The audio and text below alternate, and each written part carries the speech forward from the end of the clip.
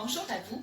Je vais maintenant vous fournir une panoplie d'informations concernant les animaux partenaires d'intervention. Donc, que ce soit la perception, l'entraînement, la sélection ou le bien-être, nous allons faire le tour de quelques informations intéressantes sur le sujet. Aujourd'hui, nous aborderons la perception de l'animal en intervention en zoothérapie. Je vous montre une photo pour faciliter votre compréhension. Je vous invite à analyser les aspects avec moi une chose à la fois.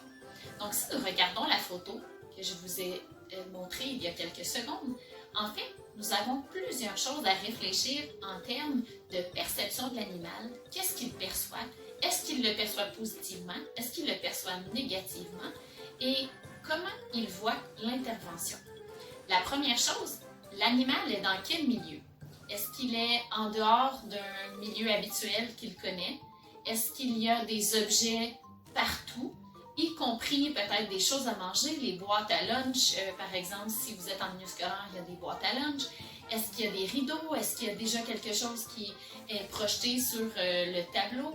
Est-ce qu'il y a des bruits? Est-ce qu'il y a des odeurs particulières? Donc, votre animal est constamment bombardé par sa perception, est constamment bombardé d'informations. Certaines informations sont moins envahissantes que d'autres. Certaines informations ont été désensibilisées.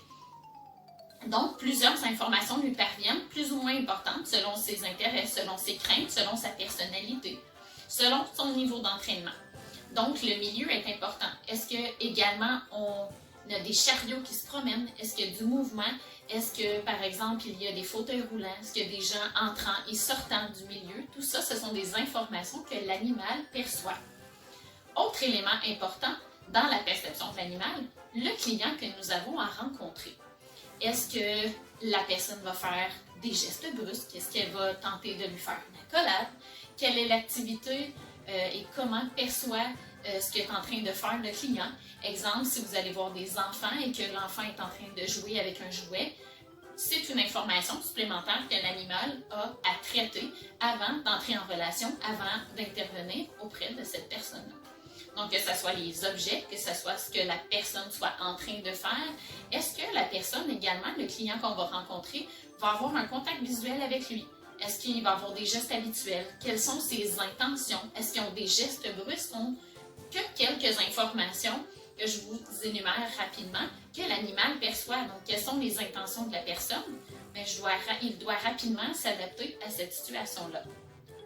Autre élément, l'intervenant, la perception de l'animal par rapport aux demandes de l'intervenant. Donc, est-ce que l'intervenant lui demande quelque chose pendant qu'il se passe quelque chose en arrière-scène? Quelles sont les attentes de l'intervenant face à son animal partenaire?